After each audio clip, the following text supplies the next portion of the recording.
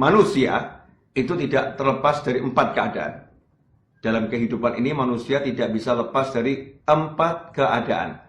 Nggak ada keadaan yang nomor 5, nggak ada. Ya, yang pertama, engkau berada dalam nikmat. Yang kedua, engkau berada dalam ujian. Yang ketiga, engkau berada dalam ketaatan. Yang keempat, engkau berada dalam kemaksiatan. Jadi kita ini dalam kehidupan sehari-hari nggak lepas dari 4 hal ini. Entah sedang dalam keadaan nikmat, atau dalam keadaan susah, ujian, atau dalam keadaan ta'ah, atau naudzubillah min dzalik dalam keadaan maksiyah. Nah, maksiat. Keempat hal ini ada haknya, ada tugas ya dalam 4 hal ini. Kata Syekh Abu Abbas Al-Mursi rahimahullah, kalau engkau berada dalam nikmat, tugasmu adalah bersyukur, mensyukuri nikmat tersebut. Kalau engkau berada dalam keadaan ujian, nggak enak, maka tugasmu adalah bersabar. Kalau engkau berada dalam keadaan taat, diberi kemampuan untuk taat oleh Allah Subhanahu wa taala, maka tugasmu adalah syuhudul minnah.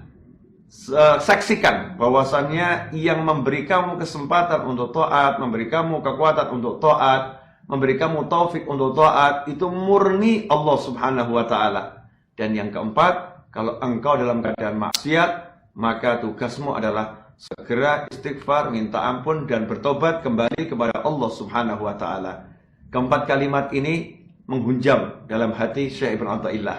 Nah, mari kita bahas dalam pertemuan kali ini 4 keadaan manusia ini. Nah, seringkali kita dalam keadaan nikmat, tapi kita tidak mensyukurinya. Kalau kita dalam keadaan nikmat dan tidak merasakan nikmat itu, bagaimana kita bisa bersyukur?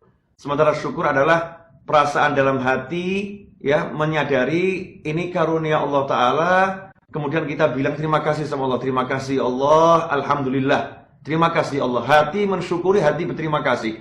Bagaimana kita bisa berterima kasih kepada Allah? Bagaimana kita bisa mensyukuri nikmat Allah kalau kita sendiri nggak paham mana itu nikmatnya?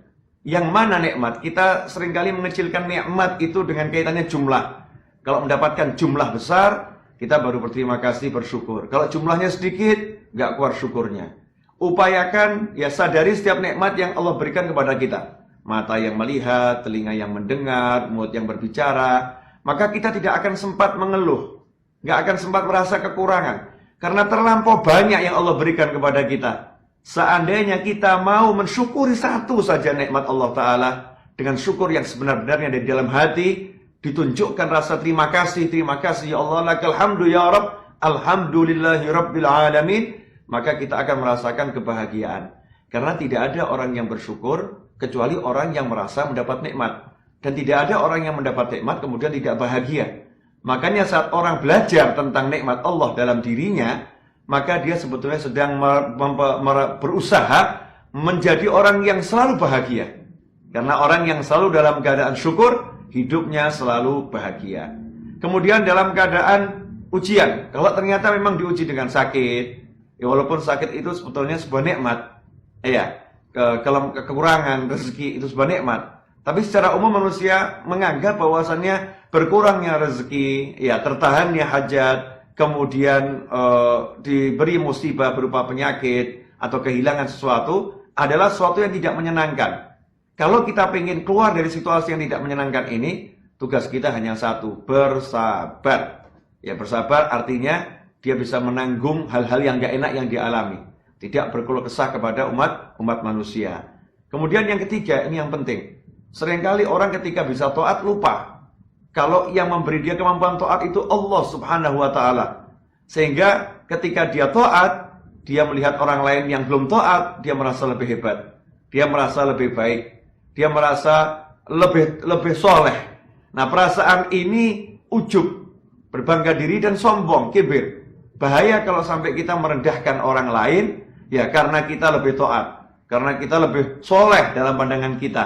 Karena itu ikhwani rahimakumullah, untuk menyelamatkan diri dari penyakit yang berbahaya ini, penyakitnya iblis rasa sombong, ketika iblis tidak mau sujud kepada Nabi Adam alaihissalam atas perintah Allah Ta'ala, muncul kesombongan dalam hatinya. Agar kita selamat, maka kita harus menyadari kamu tidak bisa menciptakan ketaatan. Yang menciptakan ketaatan itu Allah Ta'ala. Yang memberi kamu kemampuan taat itu Allah Ta'ala. Yang beri kesempatan Allah Ta'ala. Yang beri hidayah Allah Ta'ala. Maka seharusnya kita bersyukur. Alhamdulillah, terima kasih. Ya Allah, Engkau telah pilih aku. Ya, Engkau telah pilih aku untuk taat kepadamu. Tanpa kita merendahkan orang lain, justru akan timbul rasa sayang kepada orang lain yang belum mendapatkan kesempatan untuk taat. Di situ nanti kita akan mendoakan seluruh umat Nabi Muhammad SAW. Yang keempat, kalau dalam keadaan maksiat, ya dalam keadaan maksiat, jangan putus asa. Yang tadinya taat, tiba-tiba maksiat. Ingat, kita punya Allah yang maha kuasa, Allah yang maha hebat, Allah yang maha mampu mengampuni sebesar apapun dosa kita. Makanya kalau kita sadar, ibadah itu jalan mendekat kepada Allah. Ketika kita terpleset dalam kubangan kemaksiatan, terjerumus dalam dosa, maka seharusnya segera bangkit dan kejar Allahnya. Datangi Allahnya, minta maaf kepada Allahnya, minta ampun kepada Allahnya. Dan Allah sudah bilang, siapa yang mendekat kepadaku dengan berjalan, aku menghampirinya dengan berlari. Iya, artinya apa? Allah lebih cepat mengampuni kita. Allah lebih cepat memaafkan kita daripada permohonan maaf kita itu sendiri. Baru terbetik niat untuk minta maaf, Allah insya Allah sudah memaafkan. Karena itu kalau kita terjerumus dalam maksiat, mari segera istighfar, minta ampun, dan bertobat kepada Allah Subhanahu wa Ta'ala. Nah, insya Allah pertemuan episode ini bisa memberikan semangat kepada saya khususnya, dan kepada hadirin pemirsa dimanapun Anda berada, untuk selalu bersyukur, kemudian bersabar, kemudian mensyukuri nikmat taat itu sendiri, dan yang terakhir, tidak berputus asa saat terjerumus dalam maksiat, justru mengejar ampunannya Allah Subhanahu wa Ta'ala. Perbanyak istighfar, mohon ampun kepada Allah Subhanahu wa Ta'ala. Semoga berkah dan manfaat. Insya Allah kita segera bertemu pada episode yang berikutnya. Jangan lupa subscribe channel Habib Novel Al-Idrus ini, ya. Kemudian kasih komentar. Kalau Anda suka, kasih komentar. Suka, nggak suka, beri komentar. Agar kami bisa belajar juga, ya. Belajar apa yang tidak Anda sukai, sehingga bisa menampilkan yang lebih baik dan lebih bagus.